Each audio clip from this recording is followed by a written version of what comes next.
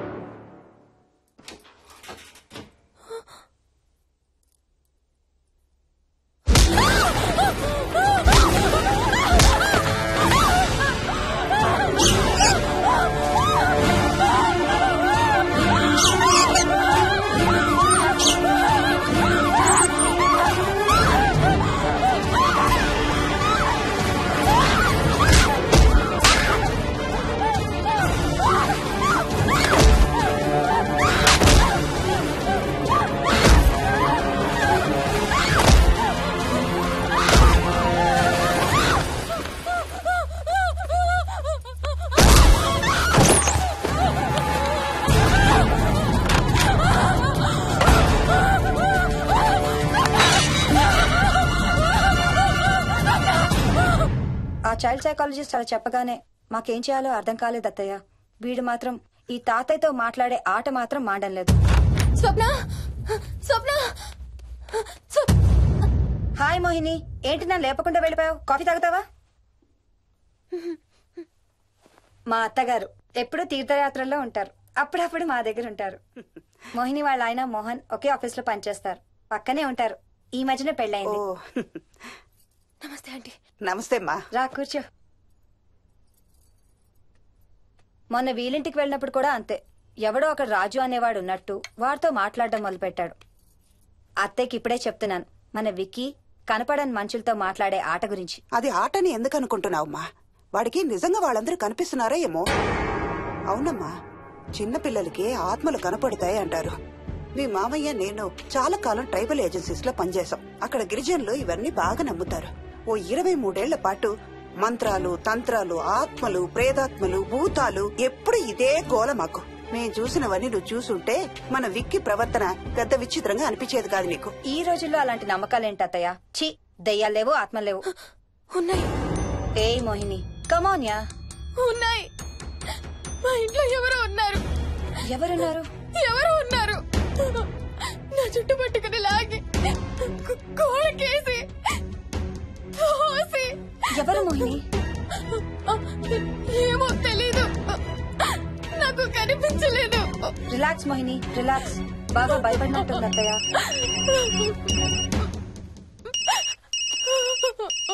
Hello. ఏ స్వప్న, నేను హర్షాన్ని. Mohini cell ఎత్తడం లేదు, మీ ఇంట్లో ఉందా? ఉంది గాని అయినా నువ్వేంటయ్యా ఒక్కదాని కొత్త ప్లేస్ లో అలా ఒంటరిగా వదిలేసి వెళ్ళిపోయావు? తనెంత భయపడిందో తెలుసా? ఏంటి భయపడిందా? ఏది ఒకసారి తనకు ఫోన్ ఇవ్వు. మాట్లాడు. స్నానం చేసి వస్తాను అత్తయ్య. హే, నీ సెల్ ఎక్కడా? ఇంట్లో ఉంది. ఏంటి భయపడ్డావా? పొద్దున ఫోన్ చేసినప్పుడు చెప్పలేదే? చూడు, రాత్రులు మేలుకొని హారర్ సినిమాలు బాగా చూడు, భయం వేయదు. ఏ, ఇంటికెళ్ళి సెల్ తెచ్చి నీ దగ్గర పెట్టుకో.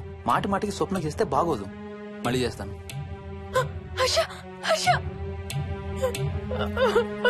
అమ్మా మోహిని, మోహిని ఊరుకోమ్మా. ఎవరూ లేరంట, కానీ ఎవరో ఉన్నారంట. ఏమీ చెయ్యలేదంట, కానీ ఏదో చేయబోయాడంట. Let me get this right. అంటే ఆ ఇంట్లో నీకు కనబడని మనిషి ఎవరో ఉన్నారంటావు, అంతేనా? అవును. నన్నే ఫాలో అవుతూ ఉంటాడు, నన్నే చూస్తూ ఉంటాడు. నేను పని చేసుకునేటప్పుడు, నిద్రపోయేటప్పుడు, బట్టలు మార్చుకునేటప్పుడు, స్నానం చేసేటప్పుడు నన్నే చూస్తూ ఉంటాడు. వాడికి నేను కనబడతాను, కానీ వాడు నాకు కనబడడు. ఎవరూ నీకు కనపడలేదంటున్నావు, మరి ఆ మనిషి మగాడే అని ఎలా చెప్పగలుగుతున్నావు? వాడు మగాడే. అదే అడిగేది. అంత ఖచ్చితంగా వాడు మగాడే అని ఎలా చెప్పగలుగుతున్నావు? నేను ఆడదాన్ని కాబట్టి.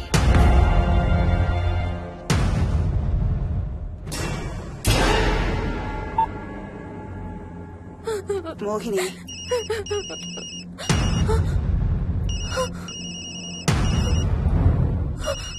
మాట్లాడమ్మా.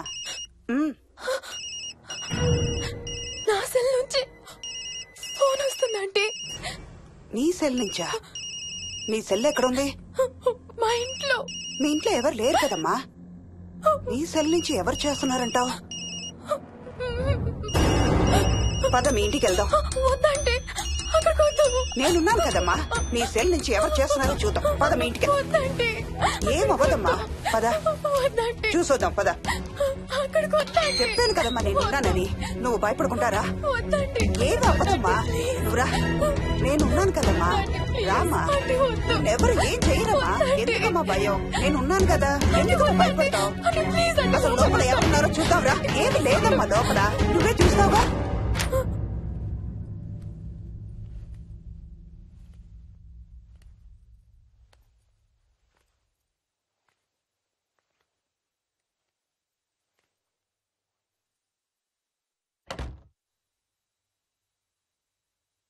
ఈ ఇంట్లో ఏదో ఉందమ్మా. నీ ఫోన్ తీసుకో.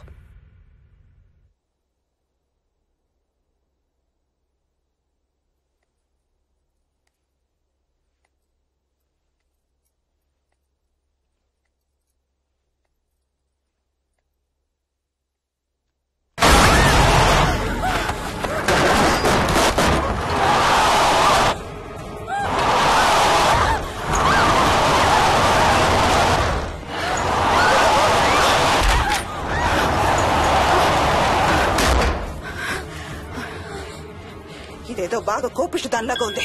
పదమ్మా దీని సంగతి చూద్దాం. స్వప్న. హలో.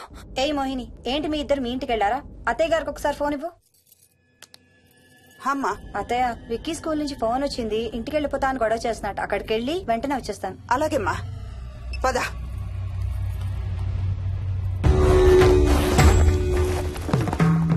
తీరని కోరికలతో 2 జన్మల మధ్య ఇరుక్కున్న జీవుణ్ణే మనం ఆత్మ అంటాం. ఆత్మల్లో 2 రకాలు. మంచి చేసేవి, కీడు చేసేవి. కీడు చేసే వాటినే మనం దయ్యాలు, భూతాలు అంటాం. ఏ కీడు చేయడానికి అది నీ ఇంట్లో ఉండి నిన్ను ఇబ్బంది పెడుతుందో తెలియదు కాని దైవ శక్తి ముందు దాని ఆటలు సాగవమ్మా. పద నీ ఇంటికి వెళ్దాం. వద్దంటే మనం అక్కడికి వెళ్ళొద్దు. ప్లీజ్ అంటే. చూడమ్మా, ఇప్పుడు కాని నీ భయం పోకపోతే ప్రతి చిన్న విషయానికి నువ్వు జీవితాంతం భయపడుతూనే ఉంటావు. మోహిని, నాకేం చెయ్యాలో ఎలా చెయ్యాలో బాగా తెలుసు. చెప్పాను కదమ్మా, మీ అంకుల్ నేను ఇలాంటివి చాలా చూసామని. నువ్వు రా చెప్తా. దాన్ని మీ ఇంట్లో నుంచి తరిమి కొడదాం. రా.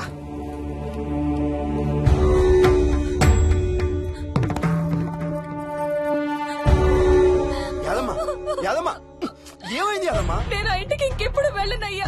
ఇంకెప్పుడు వెళ్ళను. పాపం వాళ్ళు మంచోళ్ళలో ఉన్నారయ్యా. నిజం చెప్పేద్దామయ్యా. ఆ ఇంట్లోంచి వాళ్ళు వెళ్ళిపోమని చెప్పేద్దామయ్యా. ఆ సచ్చినోడు ఇంకా ఆ ఇంట్లోనే ఉన్నాడయ్యా.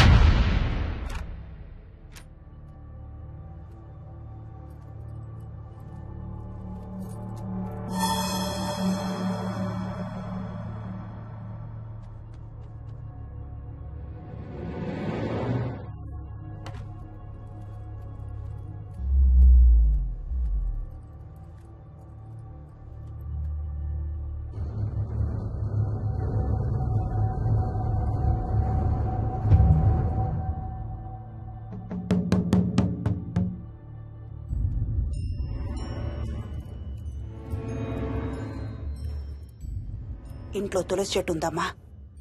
బయట ఉందా ఆంటీ? వెళ్ళి ఇన్ని ఆకులు కోసుకుని కొంచెం పసుపు నీళ్ళు కూడా కలుపు.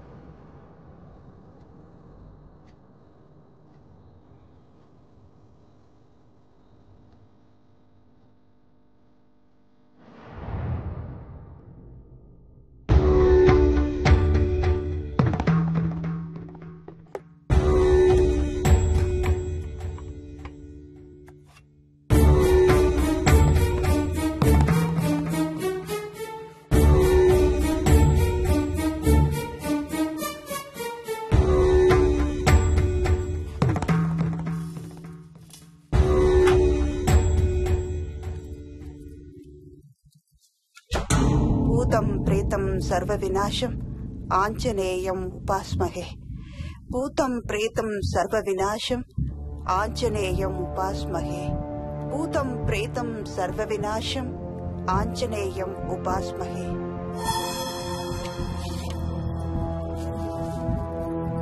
భూతం ప్రేతం సర్వ వినాశం ఆంజనేయం ఉపాస్మహే. భూతం ప్రేతం సర్వ వినాశం ఆంజనేయం ఉపాస్మహే.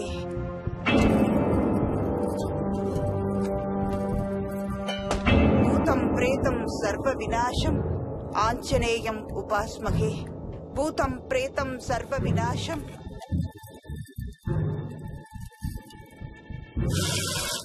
ఆంజనేయం ఉపాస్మహే. భూతం ప్రేతం సర్వ వినాశం ఆంజనేయం ఉపాస్మహే. భూతం ప్రేతం సర్వ వినాశం ఆంజనేయం ఉపాస్మహే. భూతం ప్రేతం సర్వ వినాశం ఆంజనేయం ఉపాస్మహే. భూతం ప్రేతం సర్వ వినాశం ఆంజనేయం ఉపాస్మహే. భూతం ప్రేతం సర్వ వినాశం ఆంజనేయం